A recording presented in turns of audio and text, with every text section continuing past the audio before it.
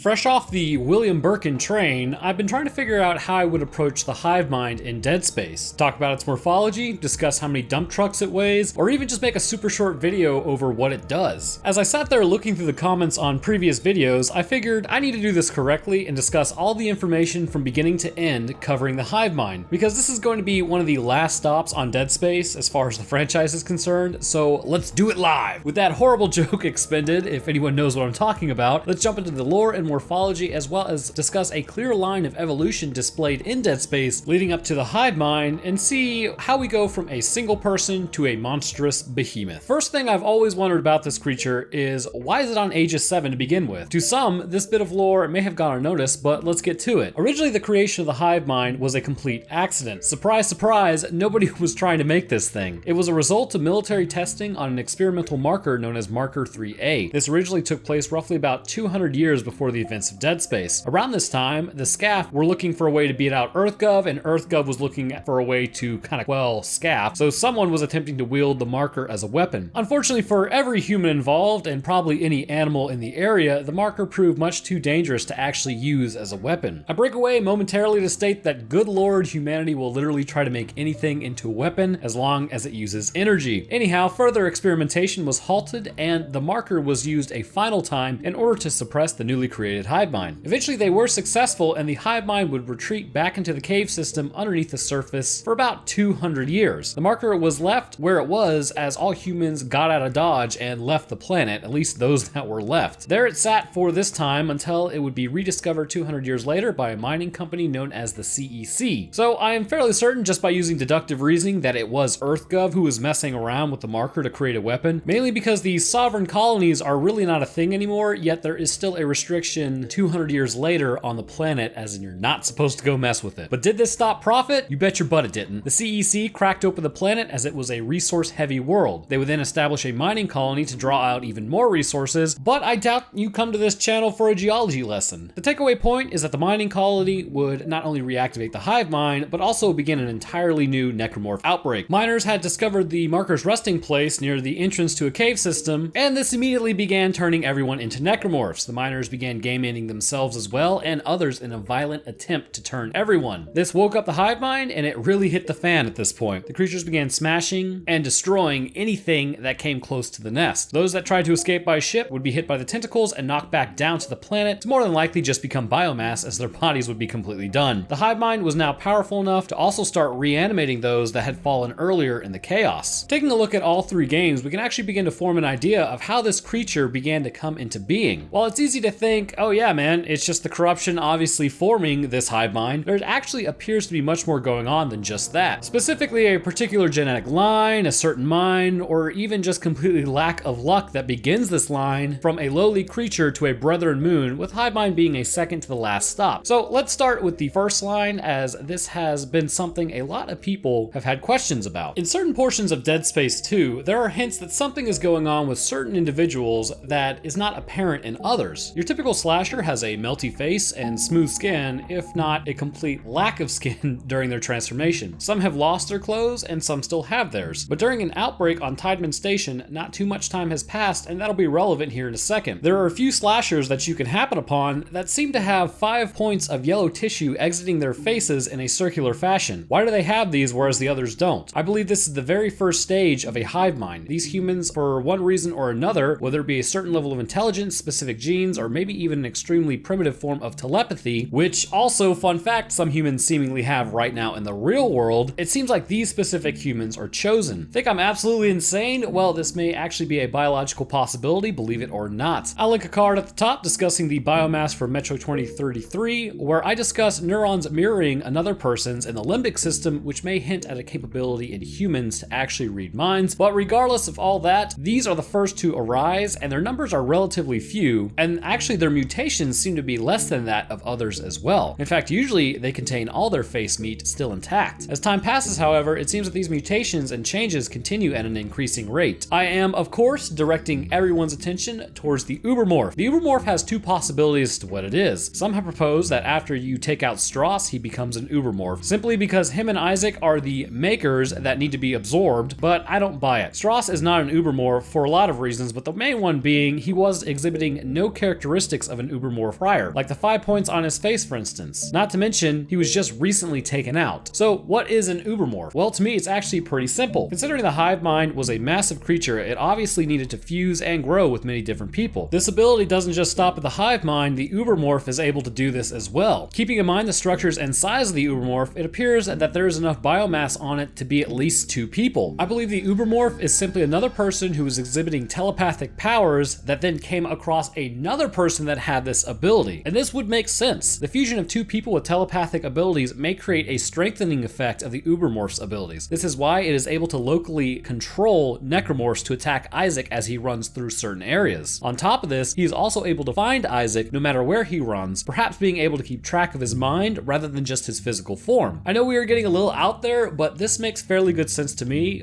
Actually, let me know down in the comments if you think it makes sense to you as well. So leaving the Ubermorph, you may be wondering to yourself, well, how does it get so freaking large then? Well, there is another intermediate point you may not know about. As far as we know, Dead Space Mobile is still canon to the series, and a lot of you may have actually not played it, but there appears to be another stage which does break character of what the Hivemind looks like, but it is much smaller. This could be a stage between Ubermorph and Hivemind as more biomass is added to the creature. Not to mention, this appears to be referred to as an immature Hivemind in this game. I would also say that maybe this creature exists in its current form because there may not have been enough people who were pre-Ubermorphs to make the leap to Hivemind. And I base this point because of what we find on the Ishimura. In hydroponics of this ship, we find a mass of tentacles and flesh that truly does appear to actually be the beginning stages of an immature Hivemind. It seems that really the only reason it has stopped from becoming an actual Hivemind is there's not enough biomass. And due to this being the case, it eventually just stopped growing, or maybe we just caught it early. At any rate, the similarities are uncanny as you fight it, as it uses the tentacles to smack you, but it also has a giant mouth at the center that begins to look very similar to its later forms. And the final thing I would say about it, it is able to actually shoot out explosive sacks, which the Hivemind does as well. So it definitely appears to be an early form of it. But then we get to Big Papa. The Hivemind is being made of hundreds, if not thousands, of human bodies. After converting all the military personnel 200 years prior to everyone noping off the planet, it lay dormant in wait for any who would arrive. Luckily, humans did show back up because of the delicious resources. It would reawaken and presumably begin to absorb the human colony and everyone in it. This no doubt would have strengthened it in ability and scope. The marker was taken away from the planet and brought onto the Ishimura. Upon being manipulated by the marker though, Isaac brought it back to the planet. Should the Hivemind get close, this would presumably trigger a convergence event, and in theory, could spark the creature to becoming the Brethren Moon. But we will get to that momentarily as well because we are discussing everything. The Hivemind is anything but stupid. After being composed of presumably Ubermorphs, immature Hiveminds, individuals displaying Hivemind traits, and those that were just biomass, this creature would have grown in intellect and size. It exists in a crater so deep that we cannot really see the bottom of it, and it towers over Isaac and buildings when it comes out to play. So large is it that in another portion of time, those trying to escape in ships would be fleeing at great speeds into the sky and would still have this thing keeping up with them and remaining in their field of view. Anyhow, this long worm creature seemingly exists in the crust of Aegis VII. It is still completely unknown how large it actually is, and it never shows its true size. It's not crazy to think that what you're seeing is just a very small percentage of it as its body snakes through the cave systems. And presumably this could go on for miles. Apart from this, it's not invincible, nor is it unique, believe it or not. It is simply just a stage. Concerning its invincibility or lack thereof, shooting internal organs appears to be detrimental to it like it would be for any other creature ever. With other necromorphs, body shots do nothing and only really destroying the limbs take it down, but this doesn't actually kill the necromorph. But the Hivemind, somewhere in there is a switchover point where it goes from just being reanimated dead tissue to a living creature once more. Shooting these yellow organs will cause it great pain. On top of this, shooting the yellow points on its face appears to damage it as well, though it is not known what they connect to actually cause this damage. Large tentacles stretch for hundreds of feet and are used as offensive weapons when you finally start damaging this thing. One thing I did want to talk about as well is the Hivemind in Dead Space 3. Seemingly, this Hivemind is made out of one Tau Volantian, and judging by the giant Tau Volantians we actually see clustered around the machine, this means they have indeterminate growth, so this actually does hold up that this would just be one Tau Volantian. Anyhow, judging by its face versus the lack of face on the human-composed Hivemind, I would bet money on this being the case. This seems that much like how a convergence event is started by enough biomass, a Hivemind can be spawned by biomass alone, instead of having to be composed of multiple bodies. Its intellect is also quite pronounced, as seemingly it lures humans back to Aegis VII, switching back over to the human human-composed Hivemind. Now, we know due to later games that the Hivemind is really just something of a conduit for the Brethren Moons, specifically the one found orbiting Tau Volantis, but that does still mean it shares the intelligence of a Brethren Moon, and as such can manipulate and push human minds and bodies around like pieces on a chessboard, which it does when it makes Isaac work with the marker to return back to Aegis VII. So let's jump into the morphology of this creature. I did touch on it briefly earlier, but let's go a little more in depth. This creature is straight out of a Lovecraftian novel. Its face is nothing but a mass of flesh and teeth with no discernible facial features. At least the one concerning the human composite Hivemind, because the other one definitely does have a face. A second mouth comes out of the main mouth, lined with teeth, and tentacles are abound. These tentacles are used for offensive capabilities as well as entrapping Isaac. The rib cage appears to be made out of almost insect-like appendages protecting the yellow sacs in its chest. Truly, this thing is really the stuff of nightmares. As you first fight this creature, there are many different outcomes though. If Isaac is successful in his endeavors, he will defeat the Hivemind, causing enough damage to the yellow sacs, which I imagine translates into internal damage, just like if you cause damage to human sacs. Anyways, at this point, he will escape the planet and an asteroid will impact the creature's location. This will presumably knock it out of existence permanently. However, there are quite a few ways in which this thing can take you out, including one way which, I don't know man, it made me break out in a cold sweat if I'm being totally honest. The first is pretty standard. If you hold still for too long, the tentacle will come down on Isaac, completely blowing him apart as he loses everything attached to his torso. Like I said, pretty standard. The next way, oh my sweet god, it is terrible. The screams, man, they still haunt me. If Isaac is unsuccessful, like that one time I got stuck using a line gun to fight it and he is picked up, he will be shoved into the creature's mouth where you think, well, I guess that's it. No, that's not it. He will then be pulled back out and you think, oh, it's a scripted event, I'm fine.